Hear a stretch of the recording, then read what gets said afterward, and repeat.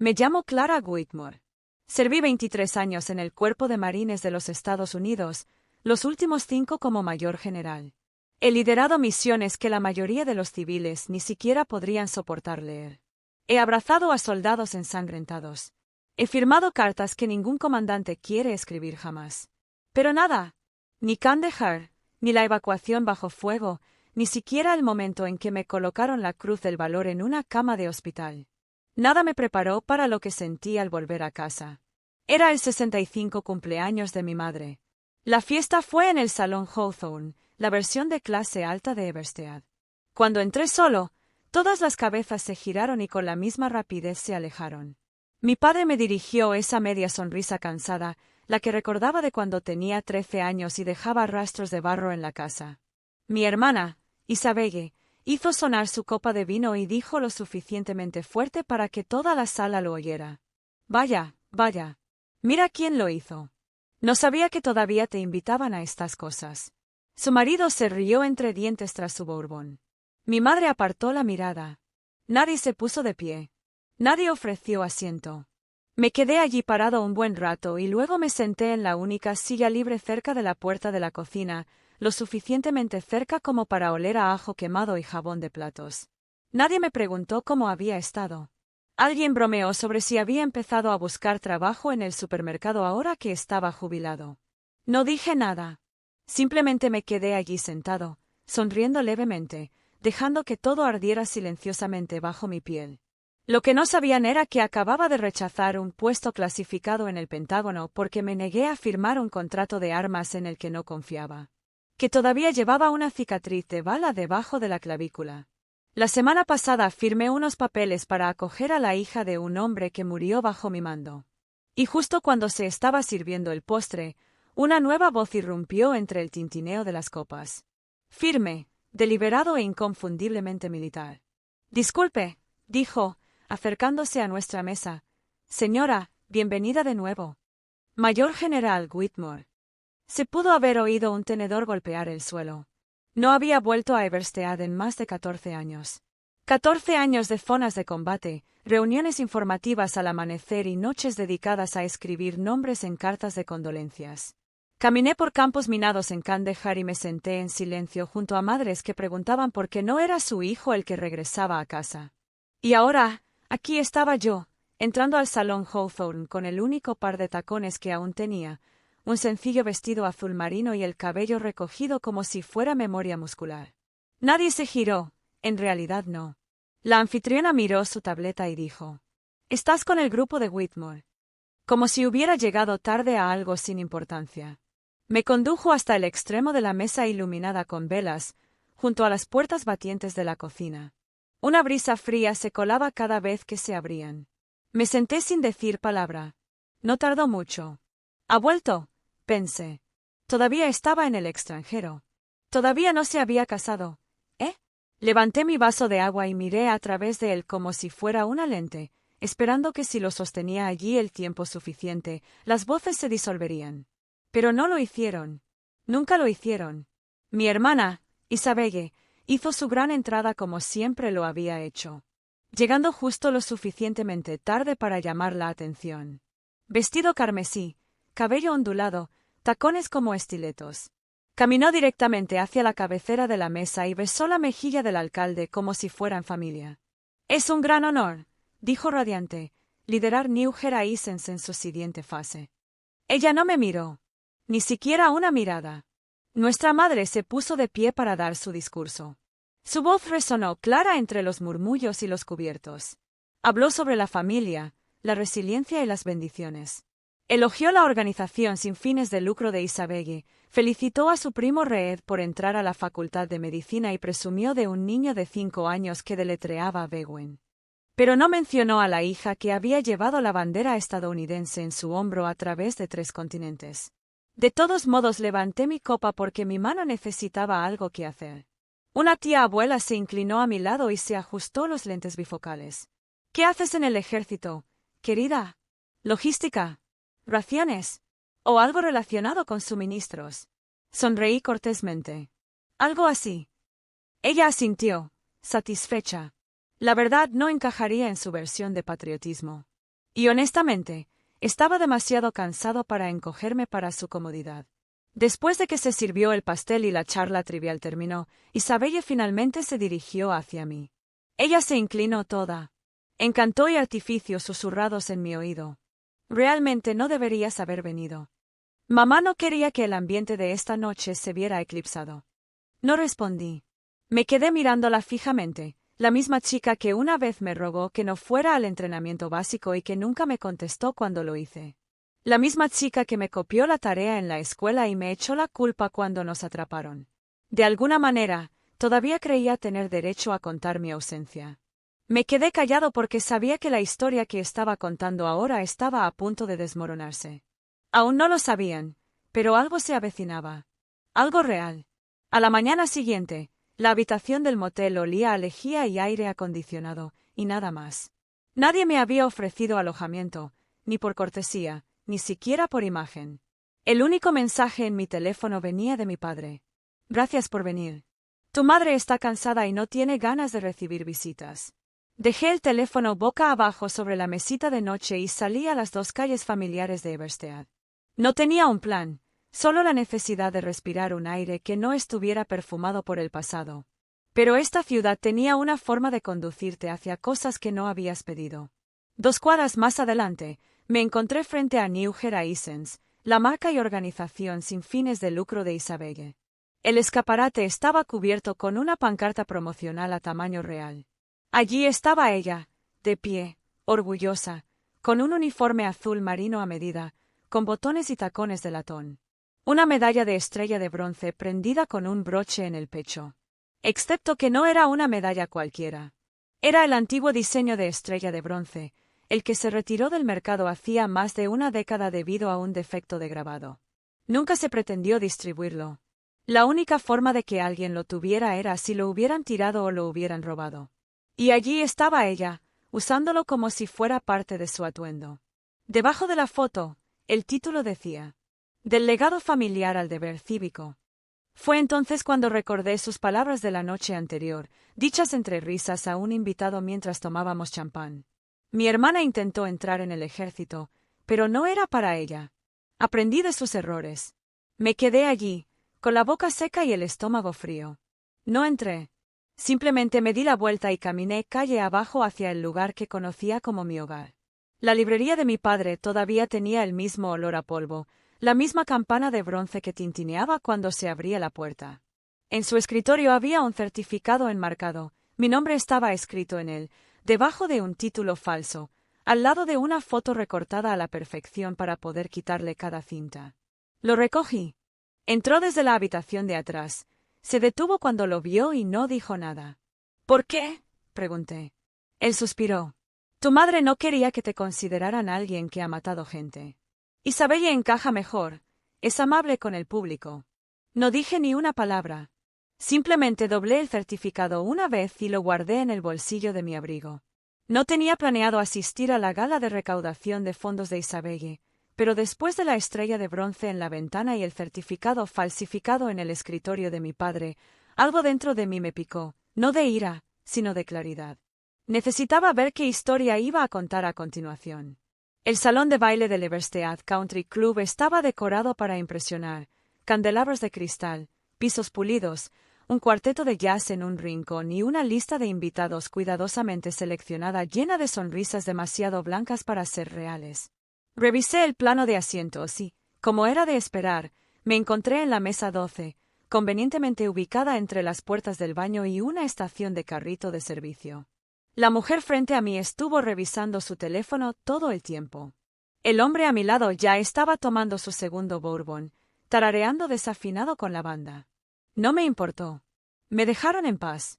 A mitad de la noche, un hombre con traje azul marino subió al escenario, alto, de cabello plateado y seguro de sí mismo. Elliot Crane, el mayor apoyo de Isabelle. El tipo de hombre que sonreía con la barbilla. Esta noche, comenzó, celebramos la resiliencia y la visión. Isabelle Whitmore representa un futuro libre de los capítulos más oscuros del pasado. Incluso con un apellido que estuvo marcado por el escándalo militar, ha superado la prueba. Sus palabras cayeron como metralla. Escándalo. Nunca me habían investigado, pero recordaba los rumores, viejos susurros de Kandahar.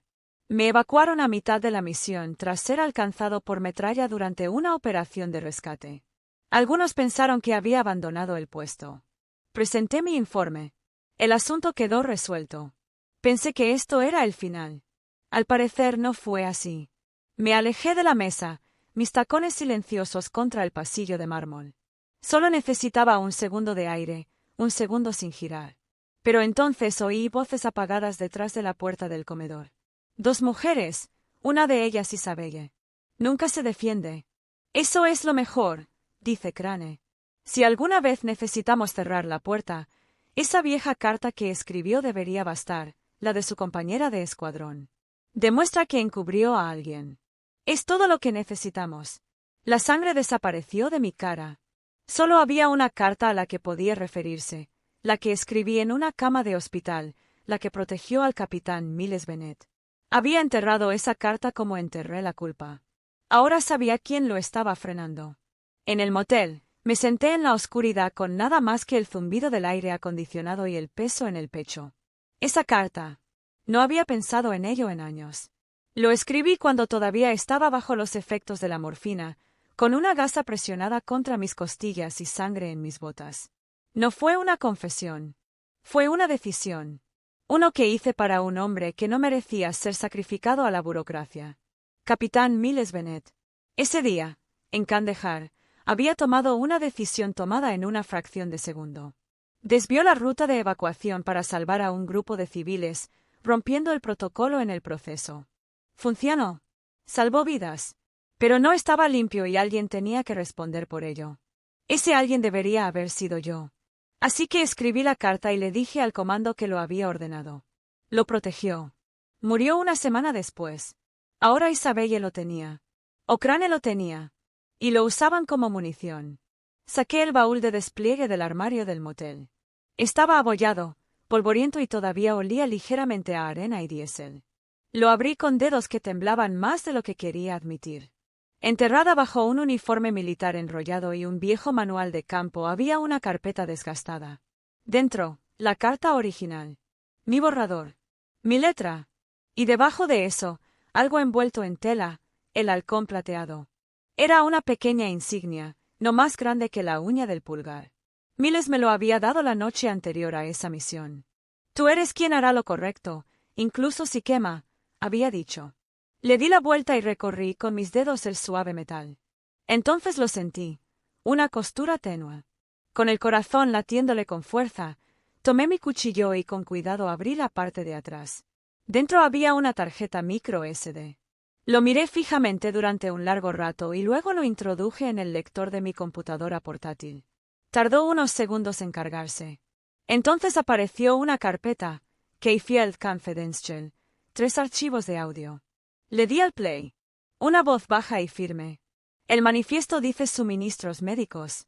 Ambos sabemos que esa caja contiene munición. La movemos antes del barrido de la ONU. Sin preguntas. Entonces otra voz, familiar, urgente. Miles, no puedes pasar armas por una zona de refugio. Hay familias ahí dentro, niños. Y en ese momento supe, Miles no solo murió en una guerra. Murió interponiéndose en el camino de alguien. La Conferencia Nacional de Veteranos en Chicago fue una mezcla de medallas, recuerdos y atención de los medios. Banderas adornaban la entrada. Los manifestantes gritaban a través de las barricadas. Algunos carteles dicen, dejad que la verdad hable. Otros acusaron a personas como yo de traición. Lo atravesé todo con la cabeza en alto y las manos firmes. Conrad Sanderson me recibió detrás del escenario. No perdió el tiempo. Retírate ahora, Whitmore, dijo en voz baja. Y escribirán la historia sin ti. Asentí. Ningún podio pudo sacudirme más que el campo de batalla.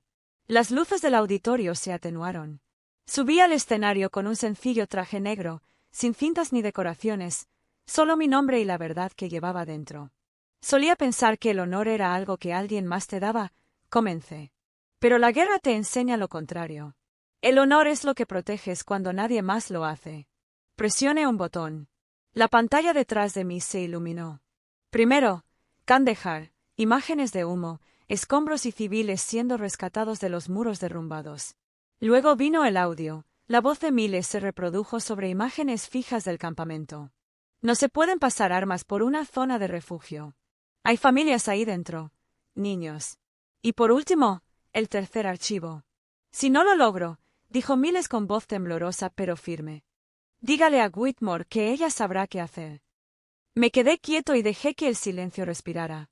Entonces una figura dio un paso adelante desde un costado del escenario, vestía uniforme militar y tenía todos los honores. Un oficial jurídico. Esta grabación ha sido verificada, anunció. General Clara Whitmore. No está bajo investigación. Es una testigo protegida por el gobierno federal. Un silencio atónito. Luego una mano aplaudió. Luego otra. Y de repente, toda la sala se puso de pie. Un reportero cerca del frente gritó. General Whitmore, ¿qué les dice a quienes lo acusan de sobrevivir mientras otros no lo hicieron? Miré directamente a la multitud. Sobreviví, dije, y usé esa supervivencia para decir lo que los muertos no pueden decir. Al bajar, vi a mi madre de pie en la última fila, con lágrimas corriendo por su rostro. Mi padre junto a ella, con la mano sobre el corazón. Pero no me detuve. No esperé su redención. Porque no se trataba de ser bienvenido nuevamente. Se trataba de no permitirles nunca más enterrar la verdad. 2 días después, el nombre de Elliot Crane apareció en todos los medios de comunicación importantes. Se destapa un escándalo de veteranos. Comercio ilegal de armas vinculado a un donante sin fines de lucro. Los titulares corrieron más rápido de lo que sus abogados podían hacerlos girar. Por la mañana, las imágenes de su arresto, traje gris y esposado afuera de su propiedad en Bestbridge, circularon como reguero de pólvora. El Departamento de Justicia me llamó poco después del mediodía. Ahora estás clasificado como denunciante federal, dijo el agente. Protección del Estatuto 11b. Será monitoreado por si hay represalias. Hizo lo correcto, general. Debería haberse sentido como una victoria. En cambio, sabía algo más pesado. La justicia llega tarde y nunca limpia. Cuando regresé a Everstead, el cielo estaba nublado, de un gris tan intenso que hacía que todo pareciera más antiguo. Mis padres me habían invitado. Era la primera vez en años que me pedían algo. La casa estaba igual. Las mismas manchas en la alfombra. Los mismos 2 cojines mullidos del sofá. Pero el silencio era diferente. Mi madre habló primero. No intentó abrazarme. Simplemente cruzó las manos sobre su regazo y miró al suelo. Tenía miedo, dijo. Miedo de lo lejos que habías llegado. Miedo de no volver. Así que comencé a llorar antes de que te fueras. Su voz se quebró a mitad de la frase, pero no se detuvo. Pensé que si pretendiéramos que eras algo más simple, algo más suave, no tendríamos que explicar las partes difíciles. No tendríamos que admitir que nunca fuimos lo suficientemente valientes para seguirte. Mi padre no habló. En cambio, se puso de pie, caminó hacia la pared y tomó el certificado militar falso. El que tiene el título inventado y la foto que es una verdad a medias. Lo miró por un momento. Luego lo partió en 2. Sin drama. Sin discursos. Solo la verdad finalmente desvelada. No tuve el coraje de estar contigo, dijo con voz grave. Pero ahora lo veo. Fue tu valentía la que nos permitió a todos mantenernos en pie. No lloré. No me apresuré a perdonarlos. Pero asentí una vez. Porque a veces el silencio dice más que una disculpa. Encontré a Isabella en su oficina 2 días después, o lo que quedaba de ella. Las paredes estaban vacías. Los estantes estaban vacíos. Su computadora portátil estaba cerrada al lado de una caja de cartón que contenía fotos de escritorio y citas enmarcadas que de repente sonaban huecas. Ella no levantó la vista cuando entré. Simplemente se sentó en el borde de su silla, con los hombros encorvados como si el peso de todo finalmente la hubiera alcanzado. «¿Lo sacaron todo?», dijo en voz baja. «La Junta. Las subvenciones. Las recomendaciones. Alguien filtró que el metal en mi presentación era falso». Ella dejó escapar un suspiro que sonó como si le doliera. «No pensé que importara. Solo quería que mamá me mirara como te mira a ti». Finalmente levantó la mirada, pero olvidé lo que había que sobrevivir para ganarse esa mirada. Su voz se quebró. «Les di la carta. Ni siquiera lo leí entero. Solo lo hojeé. La gente de Crane dijo que se trataba de una verificación de antecedentes. No sabía qué harían con ello. No sabía que te destruiría. No hablé durante mucho tiempo. Entonces finalmente dije: no necesitas ser yo, Isabelle. Simplemente tienes que dejar de convertir las guerras de otros en tu escenario. No había veneno en mi voz. Solo claridad. Ella no discutió. No se defendió.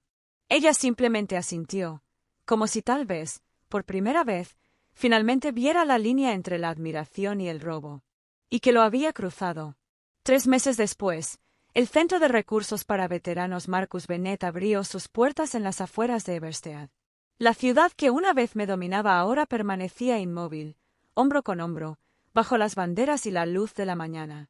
La ceremonia fue tranquila e íntima. Exactamente lo que Miles hubiera querido. Dentro de la entrada, una vitrina contenía un prendedor de halcón de plata, pulido pero desgastado. Debajo de ella, una placa decía: prueba de supervivencia. Prometo hablar. Me puse el uniforme completo, no para que me reconocieran, sino para recordarlo. A mi lado, Lily, la hija de Miles, sostenía una fotografía enmarcada de su padre. Ella no habló, pero su presencia era más fuerte que cualquier discurso que yo hubiera podido pronunciar. Hacia atrás vi a Isabelle. Sin prensa. Sin equipo de cámaras. Solo ella. Una blusa blanca, las manos juntas y la mirada fija en la mía. Y esta vez, no apartó la mirada. Un reportero preguntó: General Whitmore, después de todo, ¿qué es lo que más le importa ahora? Miré a Lily, a la placa, a la gente que finalmente había decidido ver. Que este lugar se mantenga en pie. Yo dije: y que la verdad permanezca en pie.